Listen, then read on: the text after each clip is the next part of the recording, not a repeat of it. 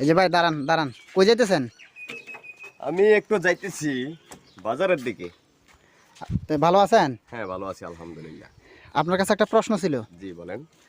এই যে মনে করেন জিনিসপত্রের যে ঊর্ধ্বগতি, জি। হ্যাঁ আপনারা যে রিক্সা চালাইতেছেন, হ্যাঁ, এই ঊর্ধ্বগতিতে কি আপনারা কি ভালোভাবে চলতেছে পারতেছেন কিনা?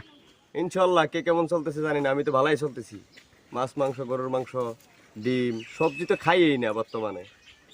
যে ইনকাম, কে বলছে আপনার দ্রব্যমূল্যের দাম বেশি?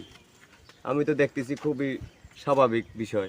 আগে যেমন ইনকামও কম ছিল, জনগণও কম ছিল, দ্রব্যমূল্যের দামও কম ছিল। এখন জনগণও বাড়ছে, ইনকামও বাড়ছে।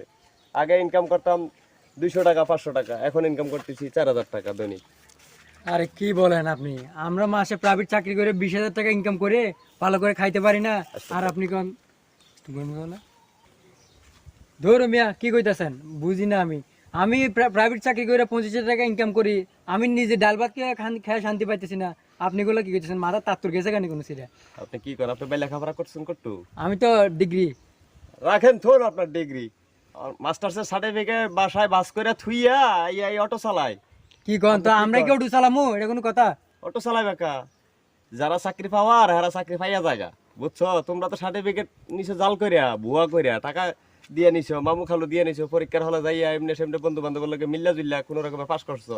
কেরে পাস করছো? কোনো রকমে কি যাতে বিয়া করা যায়, বিয়ার করার লাগে শ্বশুর বাড়িতে দেখানোর লাগে, বলার লাগে যে আমি মাস্টার্স পাস, ডিগ্রি পাস, এর লেগে পাস করছো।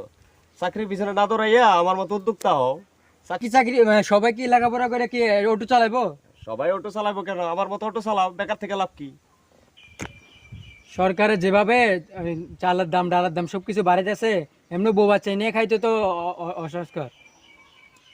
কে কইছে সরকারের জিনিসের দাম বাড়াই দিয়েছে? সরকারের জিনিসের দাম বাড়লে ইনকামও বাড়ছে মানুষের। আগে এখান থেকে আমরা মুরগা ফাড়ার মোড়ে যাইয়া ভাড়া পাইতাম 20 টাকা, এখন এখান থেকে আমরা মুরগা ফাড়ার মোড়ে যাইয়া ভাড়া পাই 400 টাকা। ইনকামও বাড়ছে, জিনিসের দামও বাড়ছে। তো সমস্যা কি? সরকার তো দেশের উন্নয়ন করতে আছে। কালভার্ট, ব্রিজ, ফ্লাইওভার, সেতু, টানেল, বিদ্যুৎ। আগে বিদ্যুৎ কম লাগতো, এখন জনগণও বাড়ছে, বিদ্যুৎও বাড়ানো লাগতেছে।